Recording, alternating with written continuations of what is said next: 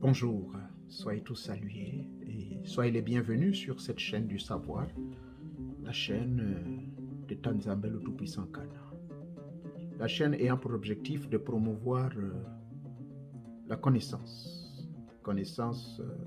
traditionnelle, connaissance prélude à l'éveil de votre conscience spirituelle.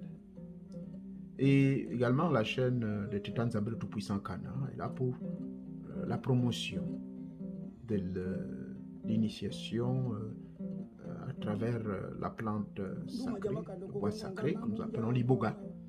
Et cette promotion passe bien sûr par la protection également de cette plante. Et c'est la plante sacrée parce que depuis la nuit des temps, depuis des millénaires, elle a toujours servi dans nos pratiques traditionnelles et jusqu'à dire, sans pourtant me tromper, que le Bouti en fait partie principalement de ces religions qui utilisent l'iboga. Donc aujourd'hui, dans le cadre toujours de l'évolution spirituelle, dans le cadre de votre formation et surtout du progrès sur ce que j'appelle l'initiation douce, je vais vous parler de certains aliments qu'il faut proscrire de votre régime alimentaire. Car la liste de certains animaux, il y a certains animaux qui ne vous sont pas recommandés malheureusement de consommer pour des raisons de sécurité spirituelle, mystique. Donc nous allons faire le tour de tout cela, et sans pourtant offenser qui que ce soit. Mais rassurez-vous que un régime alimentaire n'est pas nécessairement la clé de voûte pour l'éveil de votre esprit. Un régime alimentaire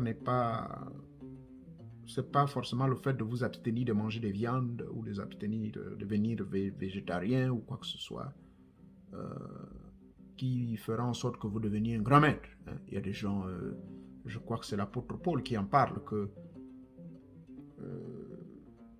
vous pouvez consommer ce que vous voulez, mais le plus important c'est l'esprit, vous comprenez? Mais quand même, cela est très important en tant qu'initié des grands mystères de chez nous, que nous puissions faire un rappel. D'accord? Et ce rappel sur les aliments ne date pas d'aujourd'hui. Il y a dans certaines confréries africaines, dans certaines religions africaines, où certains animaux ne sont pas les bienvenus dans votre repas quotidien. Et par exemple, à l'Égypte antique, pardonnez-moi, par exemple, de l'époque de l'Égypte antique, donc l'Égypte ancestrale, nos frères noirs, il était strictement interdit à toute personne branchée sur la voie de l'éveil de l'esprit de manger ou de consommer les cœurs des animaux. Cœur de bœuf, cœur de rouget, cœur de pigeon. Il était totalement interdit. Il était même interdit de manger des fèves et bien d'autres. Parce qu'il paraît que ces fèves-là sont privées de vent. Ça alourdit les rêves nocturnes. Donc ça vous empêche de sortir en vampire. Ou bien de vous dédoubler. C'était ce qui était le cas à l'époque. Par contre, pour votre alimentation quotidienne, et ceci s'applique également de nos jours, sauf si vous choisissez. Moi, j'ai fait un autre choix. Mais de manière générale, quand vous êtes un initié sur la voie spirituelle, il vous est recommandé de consommer les animaux de basse-cour.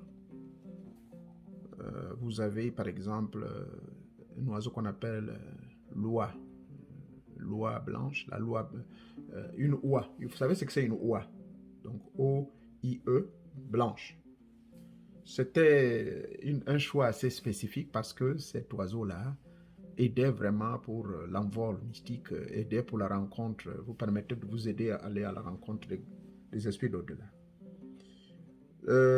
Les animaux de viande de bœuf et de chèvre étaient également tolérés. Mais ici, je vais être bien précis, que en ce qui concerne les bœufs, c'était pas n'importe lequel. Parce que vous verrez qu'il y a des vaches de différentes couleurs. Maintenant, voilà pourquoi je vous conseille souvent d'aller dans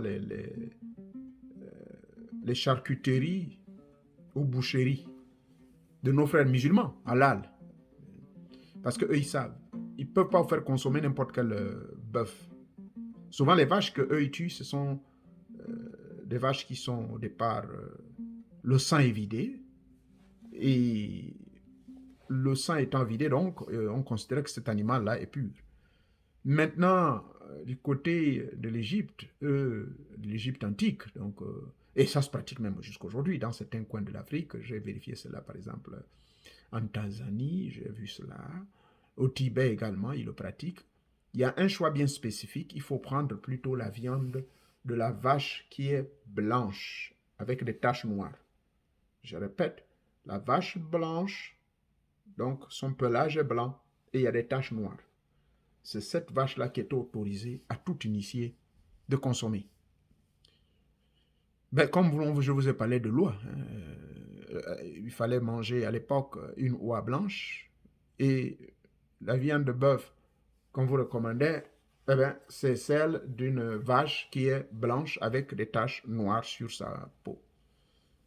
Et puis la chèvre, vous savez que les Juifs, par exemple, jusqu'à aujourd'hui, continuent à consommer la chèvre. La chèvre, elle est l'une des viandes favorites de nos frères musulmans et nos frères juifs. C'est ceux qui consomment le plus. Et le vin rouge, dans certaines circonstances, était également toléré uniquement dans le cadre de certains rites. On tolérait les gens de boire le vin rouge. Et c'est là où d'ailleurs s'est inspiré nos frères chrétiens sur la coupe de sang dont parlerait leur Jésus. Donc, le vin, comme je disais, au cours de certaines cérémonies spéciales, au cours soit de l'initiation, au cours soit de certaines fêtes, il fallait, n'est-ce pas, consommer le vin.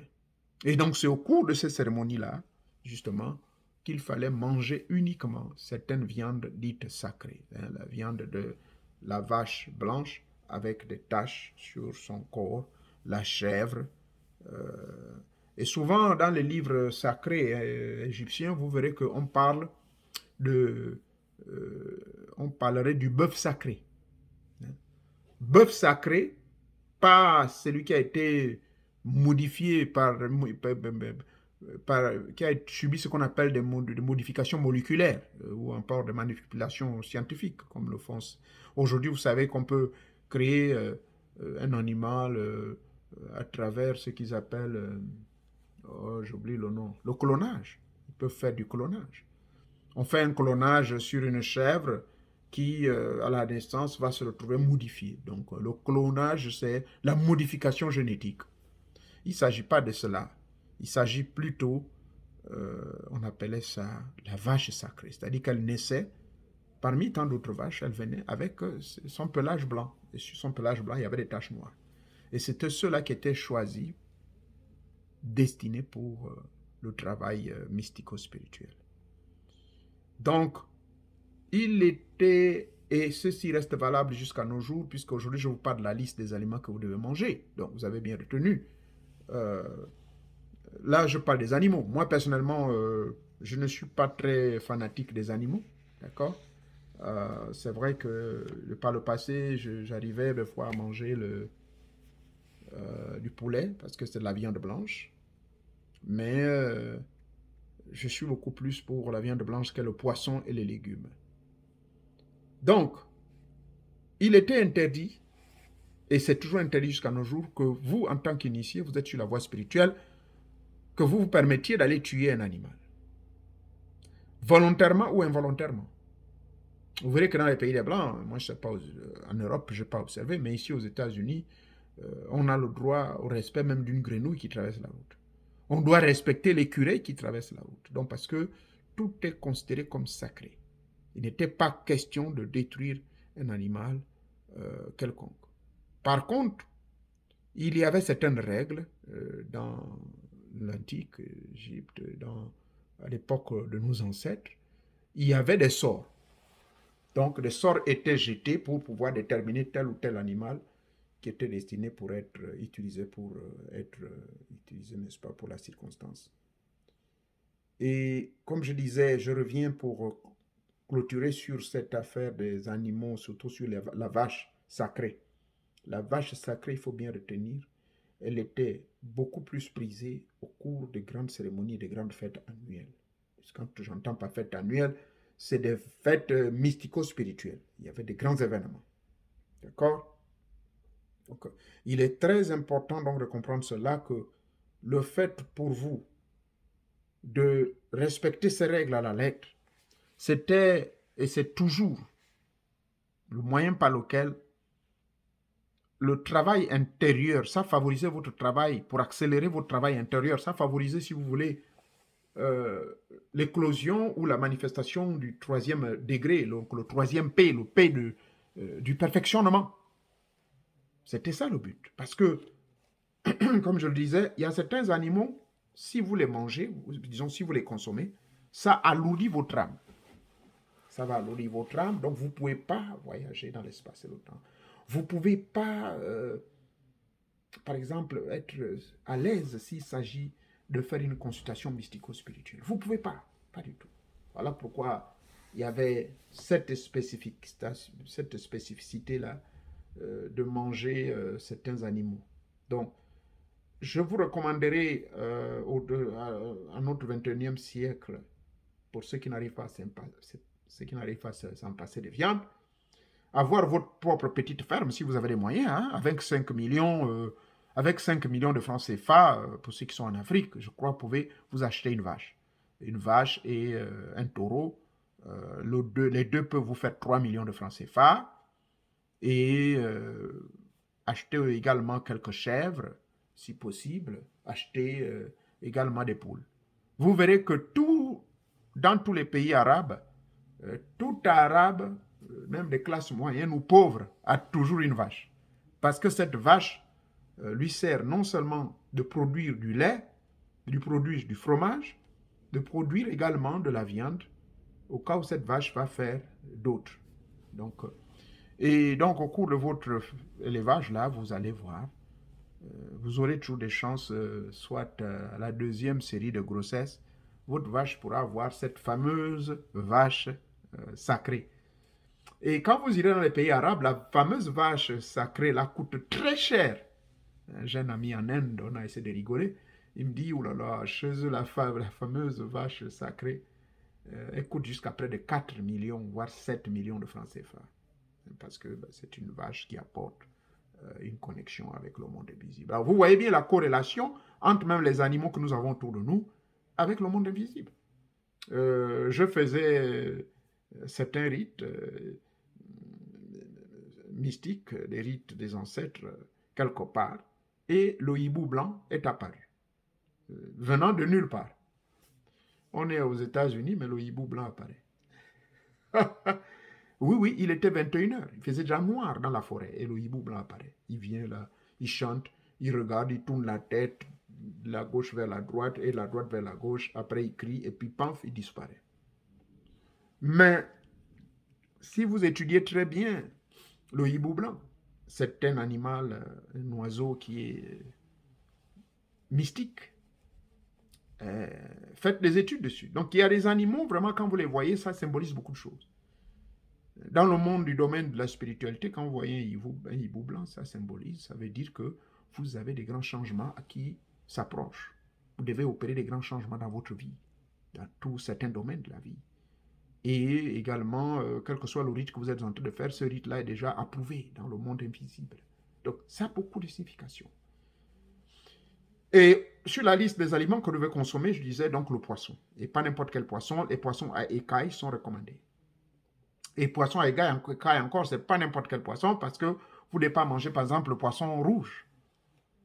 Voyez-vous, le poisson rouge, c'est pas bon pour vous. Il y a beaucoup de choses. Et les autres poissons, le poisson qu'on appelle le silure, je ne recommande pas trop les gens de le manger parce que c'est un poisson génie, hein, pour ceux qui ne le savent pas. C'est un poisson génie. Et ce poisson-là, généralement, est utilisé également dans l'alimentation des entités de l'au-delà.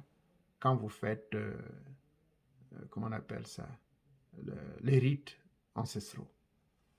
Donc, voilà un peu brièvement Et puis, en tant qu'initié, normalement, il faut beaucoup consommer on appelle ça comment? Beaucoup de légumes. Et moi, parce que les gens se soucient, mais maître, comment vous pouvez être végétarien? Où est-ce que vous gagnez vos muscles? Ah ben oui, les muscles, j'en ai. J'ai des muscles. Mais pour avoir les muscles, il faut consommer les protéines. Et les protéines, on les trouve généralement dans les cœurs de palmier. Moi, j'en consomme ici. J'ai des amis qui me les amènent du Gabon, du Congo. Les cœurs de palmier, nous avons également, au niveau de la Floride, il y a des gens qui ont des palmiers, donc on les plante, c'est un grand business. Et on nous fait venir ces cœurs de palmier là. Et voilà. Donc cela est très très important de comprendre cela. Voilà. Je vais mettre une petite pause musicale, veuillez me pardonner. Nous allons nous retrouver dans une minute.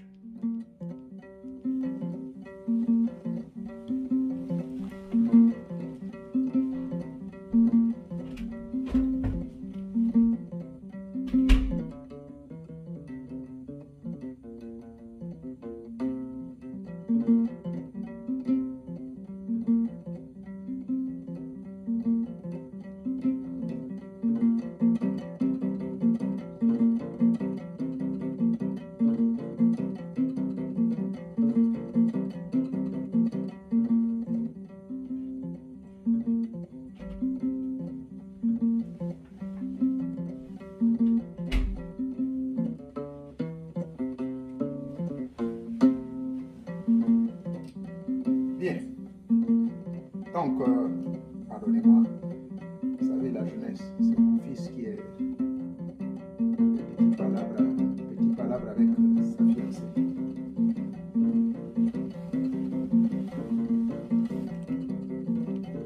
Donc, sur la suite de ce que tout initié devait normalement consommer, c'est ça.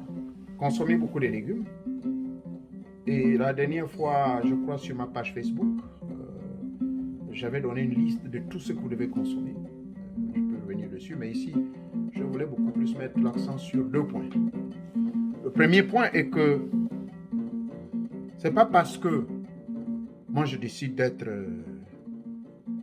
végétarien que forcément tout le monde doit l'être. Non, non, non, non. Vous ne pouvez pas modifier votre régime alimentaire tout simplement parce que quelqu'un le fait ou bien pour faire plaisir à quelqu'un. Non, non, non, non. L'objectif n'est pas celui-là. Voyez-vous, moi, c'est parce que mon corps s'est habitué hein, à ce régime-là depuis le jeune âge. Depuis le jeune âge, j'ai toujours aimé consommer les légumes. De par ma grand-mère Kota là-bas, oh là là, c'était tout le temps euh, les bachangi, c'était tout le temps les nkumu, c'était tout le temps les feuilles de manioc, c'était tout le temps les boutus de manioc au paquet mélangé avec des crevettes on mettait ça à la cendre. Donc, tout ce que nous consommions était toujours bio, de par ma grand-mère Kota. Voilà pourquoi c'est resté habitué. Puis voilà, et puis quand j'ai commencé à rentrer dans le monde des mystères dans les années 74, mon grand-père m'avait donné une liste. Je crois que ce livre-là est quelque part. Ce que consommaient nos ancêtres, que consommaient en fait nos ancêtres de l'Égypte antique, c'est le titre du livre. Et la liste de c'est celle-là, c'est une longue liste, mais là je vous ai donné seulement quelques éléments que j'avais gardés, que j'avais mémorisés et que quand je vais retrouver le document, je vous ferai la copie de cela et je vais poster ça ici afin que tout le monde sache. Parce que c'est des documents qui ne sont pas imprimés malheureusement. Certains initiés, comme je vous l'ai dit, hein, n'ont jamais voulu partager leurs connaissances au public. Hein. Je prendrai le cas, par exemple, de quelqu'un que j'aime bien. Lui, ah non, non, non, lui, il a été toujours catégorique. Hein. Il a dit, niet, lui, il ne veut pas qu'on diffuse ses enseignements au public. Bon, écoutez, moi, je ne peux pas le forcer. Hein. Je respecte son point de vue. Où est-ce que ce livre-là même? Bon, je crois l'avoir quelque part dans mes archives. Ah tiens, je l'ai retrouvé. Voilà.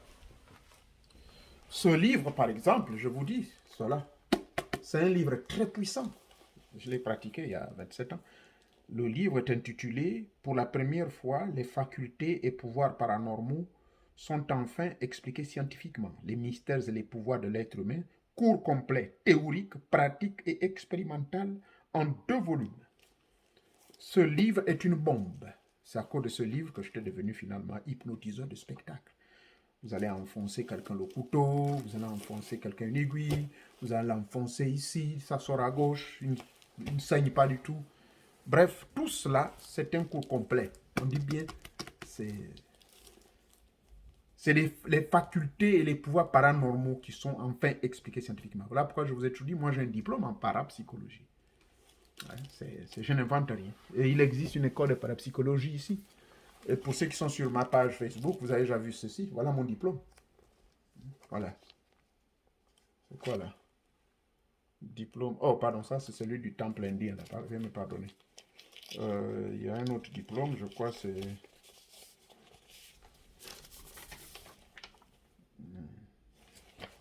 Et voilà, c'est celui-là. J'ai suivi ces cours et puis je suis allé sur place, j'ai suivi des séminaires, des conférences, j'ai expérimenté, j'ai fait coller les gens sur les chaises et le voilà. Voilà le diplôme. Diplôme d'hypnotiseur, voilà. Diplôme d'hypnotiseur de spectacle. C'est bien précisé. Voilà le numéro, j'ai un numéro qui est là, ça m'a été donné par un grand quelqu'un, un grand maître. Et en dehors de lui, il y a également M. Bernard Lancelot, que tout le monde connaît, qui est à Montpellier. Il est déjà vieux ce monsieur, c'est lui qui a créé l'association Alpha International. Lui, avec lui également, j'ai été formé sur l'hypnose de spectacle. Comment hypnotiser les gens, les endormir. Et je suis allé loin, je fais également aux États-Unis, j'ai eu un autre diplôme qu'on appelle l'hypnothérapie. Donc, je peux vous endormir. Quand vous êtes malade, je vous endors par des techniques, ça s'appelle de l'hypnothérapie. Même si vous avez des douleurs que vous traînez depuis des années, il suffit qu'on vous endorme. Et là, je ne vais pas le faire seul. Vous êtes obligé de venir avec votre mari ou bien votre femme. Et la séance se fait sur place, pas à distance. Quand je parle de ça maintenant, les gens vont m'appeler du Gabon. Non, non, non. C'est sur place. Rassurez-vous, quand je vais être installé sur place au Gabon, si les structures sont les meilleures, un terrain, une maison, pas de problème. On le fait tranquillement. Hein. L'hypnothérapie. Ça, c'est une autre forme d'hypnose également. On vous endort et puis voilà, on fait des passes magnétiques sur vous. Et également avec mon master, j'ai un master également dans le mouvement Reiki. Là également, on nous fait des guérisons qu'on appelle des guérisons thérapeutiques par le toucher. Donc l'électromagnétisme. Votre électromagnétisme, vous pouvez guérir quelqu'un. Mais pour en arriver à tout ceci, ça passe toujours également par des assaises initiatiques. Et dans la liste des assaises initiatiques, c'est celle-là que j'ai ouvert le débat avec vous, c'est-à-dire surveiller son alimentation. Hein? Surveiller son alimentation. Vous n'êtes pas obligé d'être végétarien. Vous n'êtes pas obligé de vous priver des viandes. Je vous ai prouvé. La preuve en est que je vous ai amené dans l'espace et le temps, en Égypte, dans l'Égypte antique. Ces mecs-là utilisaient certaines viandes, certains animaux. On vous a parlé des vaches. Saviez-vous qu'il existe des vaches sacrées? Parce qu'il y a des vaches qui ont le pelage comme il y a des vaches qui ont des couleurs marron. Il y a des vaches qui ont des couleurs noires. C'est-à-dire leur peau est noire. Des vaches qui ont des couleurs noires avec des taches blanches. Il y a des vaches qui ont des couleurs jaunes. Il y a des vaches qui ont des couleurs blanches totalement, mais avec des taches noires. Mais c'est cette vache-là, blanche, avec taches noires dessus, c'est celle-là qu'on appelle la vache sacrée. Je ne sais pas si vous le saviez. Donc, au fur et à mesure, vous découvrirez beaucoup de mystères. Mais, pour conclure sur cette thématique,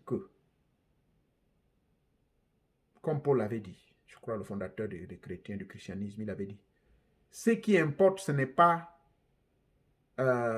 vous avez mangé quoi, ou bien vous privez, parce que vous ne mangez pas le porc, parce que vous mangez, il ne faut pas manger le porc, parce que c'est diabolique, parce que c'est le porc qui avait tué, qui avait mangé l'appareil génital d'Osiris, ou bien il ne faut pas, non, il ne faut pas manger le lion, cela importe peu. Le plus important, c'est que Dieu regarde sur votre cœur.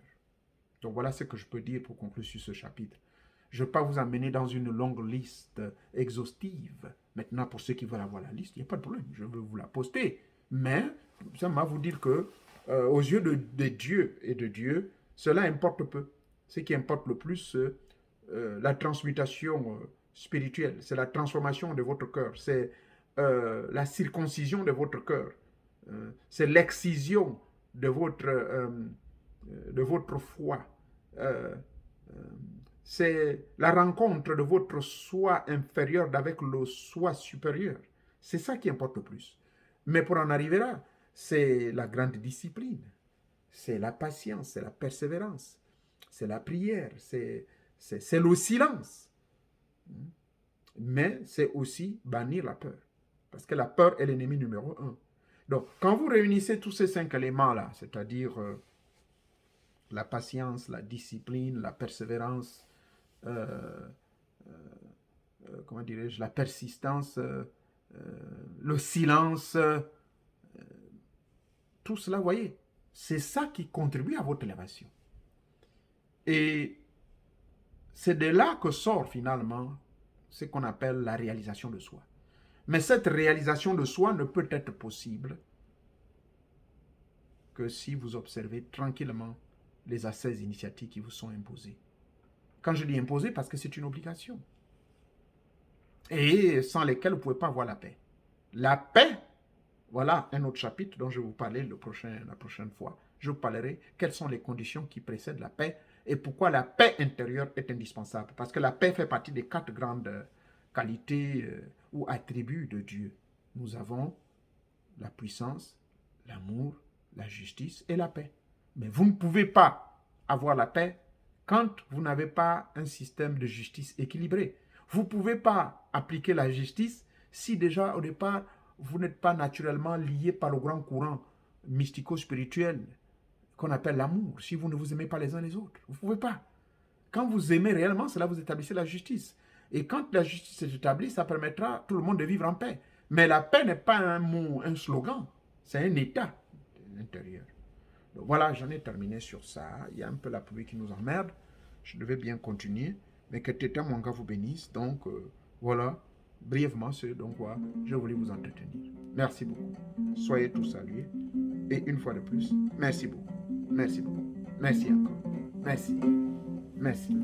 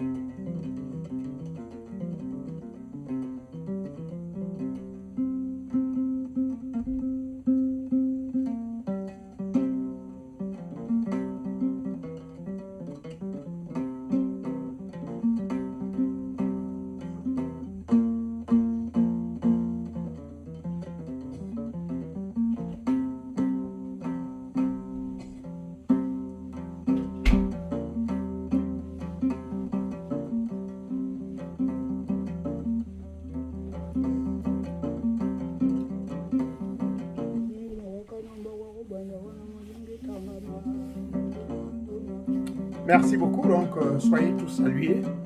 Et d'ici là, si vous avez des questions, vous pouvez poser des questions. Ou bien nous rejoindre au niveau des forums. Et puis voilà, je serai disponible. Merci encore. Merci encore, que Tété Mwanga vous bénisse. Bonne journée. Merci.